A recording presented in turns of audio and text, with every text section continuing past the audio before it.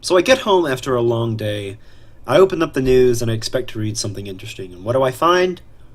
UK's May rushed from area of London fire after protests. British Prime Minister Theresa May was rushed away under heavy police guard on Friday as protesters shouted "Shame on you" after she met residents who live near a tower block in London where at least 30 people died in a fire. A lot more than that, I hear. They shouted "Shame on you" for her doing exactly what she was meant to do. I mean, Sargon made a video on this a day or two ago. Not the protests. I'm not too familiar with the protests. But he made a video talking about Theresa May and really the reaction to the fire thus far.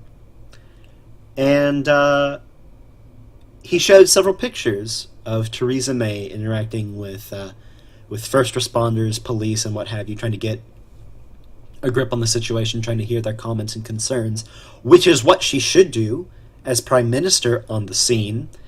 But then you have people like Jeremy Corbin taking this opportunity to grandstand and push his political ideology. I mean, look at that. Look how friendly and warm he is to her. Like an old uncle, an old grandpa hugging his granddaughter after a tragedy. Uncle Jeremy. But he said that empty homes nearby, because this apartment was in a fairly affluent area of Britain, he said that nearby homes owned by the rich should be requisitioned for the residents of the tower. Don't ask them. Don't ask the owners. I mean, I'm sure they'd be willing to house the people who lost their homes. I mean, if they aren't, great. You know, what are you going to do?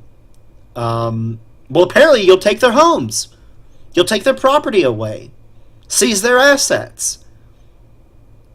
I mean, what is this, Venezuela? Jeremy Corbyn is a raving socialist lunatic, and he's trying to... This is how socialism starts. This is how communism starts. This is how socialism starts. By the government forcefully taking property away from citizens. Let's read. Hang on. Jeremy Corbyn has called for empty homes of rich people, yes. Tale of Two Cities.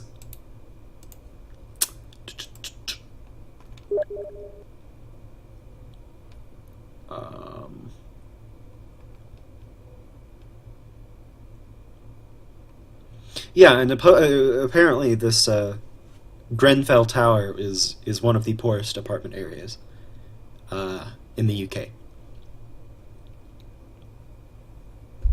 I mean, there are people sleeping on the lawn, I heard, in front of the tower. It really is a tragic event. It's tragic.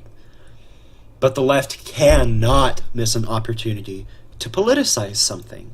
To politicize this. And Jeremy Corbyn, for example, he's taken this opportunity to go full communist on everyone. Seize property from everyone. I'm not sure what the protests were about. The protesters chanted, they chanted, "We want justice, bring them out and shame on you." The protesters were angered when no one from the council came out to address their concerns. Oh. I see. Possibly because they were dealing with important things. And maybe trying to actually do something about the disaster instead of... I mean, how many protesters were there exactly? I don't think it says.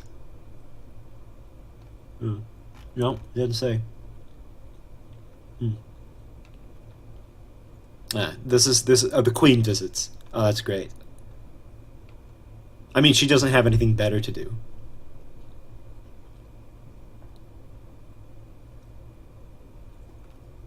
This is ridiculous.